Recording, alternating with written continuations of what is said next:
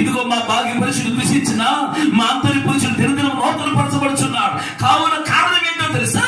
ఇదిగో విశ్వాసం యొక్క ఆత్మ మాలో ఉన్నది కనుక, విశ్వాసం ద్వారా క్రీస్తును మా హృదయంలో చేర్చుకో ఉన్నాం కనుక మేము అధైర్యపడమంటున్నాం.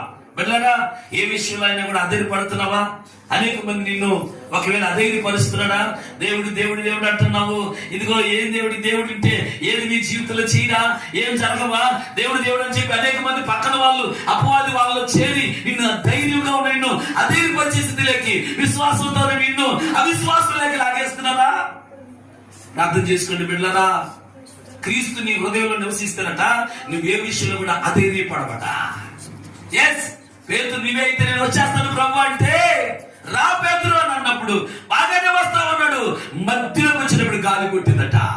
మధ్యలోకి వచ్చేటప్పటికి ఈరోజు చాలా మంది ఆత్మీయ జీవితంలో ఇలాగ మధ్యలో గాలి కొట్టడం వల్ల చాలా మంది ఆత్మీయ జీవితాలు పడిపోవడానికి కారణం ఇదే.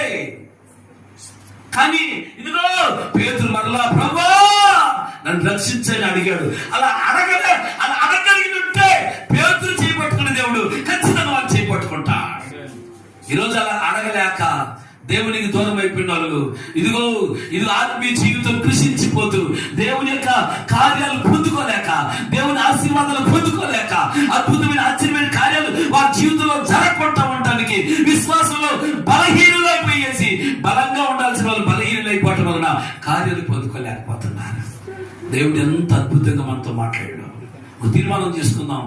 ప్రభువా, నేనైతే ఎలా ఉన్నాను ప్రభు నీ పరిశీలన చేసుకుందాం. నా విశ్వాసం నాయన ఏ మధ్యలో గాలి కొట్టినా కూడా, ఈ ఆత్మీయ యాత్రలను పరిగెడుతున్నప్పుడు మధ్యలో నాయన ఇలాగ అపవాది యొక్క శోధన గాలి కొట్టినా కూడా ప్రభు నీ వైపు చూడకుండా నేను ఉండకూడదు ప్రభు. అయ్యా, నీ మార్గంలో నడవకుండా ఉండకూడదు అయ్యా. నా బ్రతుకు నీది, నా జీవితం నీది, నీ చేతులకి నేను సమర్పించుకుంటున్నాను ప్రభు. మాట్లాడాల, మౌనంగా ఉండకూడదు. నీ శరీరము కృషించినా, అలసిపోతూ ఉన్నా, ఇదిగో సహకరించకపోయినా నీ పరుగుల ప్రయాసంలో పరిగెత్తాలే.